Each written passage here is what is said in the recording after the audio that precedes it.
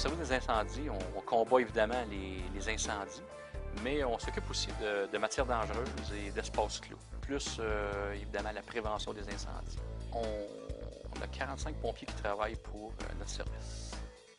La problématique, c'est que si l'employé pompier travaille dans un secteur d'une bâtisse et qu'il y avait un effondrement ou un embrasement généralisé, une explosion ou d'autres difficultés, bien, il faut être capable d'aller lui porter secours le plus rapidement possible.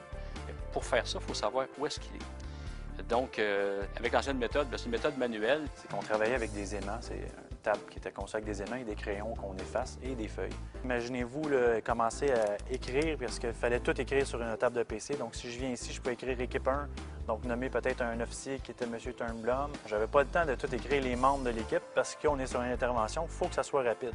Fait que souvent, cette partie-là était oubliée. On n'était pas capable d'avoir une vue d'ensemble rapide sur l'intervention. On constatait ça, puis on trouvait qu'on n'avait pas la bonne façon de régler le problème. C'est à ce moment-là que le lieutenant Miron, dans une de nos formations, nous a proposé de s'en occuper puis de peut-être essayer de développer un petit logiciel qui pourrait nous aider à mieux faire. J'ai développé ce logiciel-là en incluant des codes barres pour faciliter le dénombrement et l'identification des gens aussi. Avec la carte de dénombrement, on sait effectivement si c'est un pompier, un officier ou un capitaine. Donc ici, si j'appuie sur l'équipe, je peux insérer tout mon personnel qui était disponible. Maintenant, l'officier peut construire le bâtiment en ajoutant des étages ou en supprimant des étages.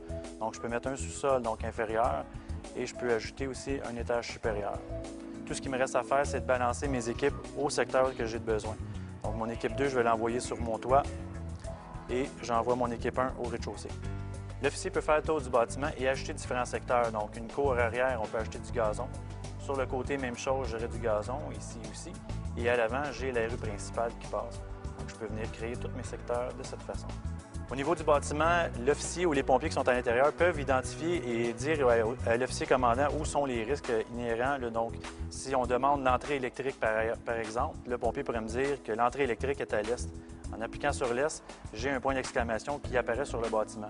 Donc, tout au long de mon intervention, si je me promène de secteur en secteur, je sais toujours que j'ai un risque ici. Le principal avantage, c'est que graphiquement, c'est beaucoup plus facile et efficace de suivre nos équipes de travail selon le secteur d'intervention.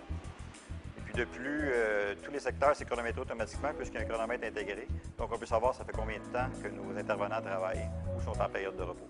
Le lieutenant Miron, son projet, bien, tout le monde l'appuie avec enthousiasme. Autant le syndicat, nos secrétaires, la direction, nos capitaines qui ont participé à toute l'implantation, puis je dirais la validation du concept là, depuis déjà quelques mois, depuis le mois de février, sont très encouragés, puis on aimerait bien le gagner le concept.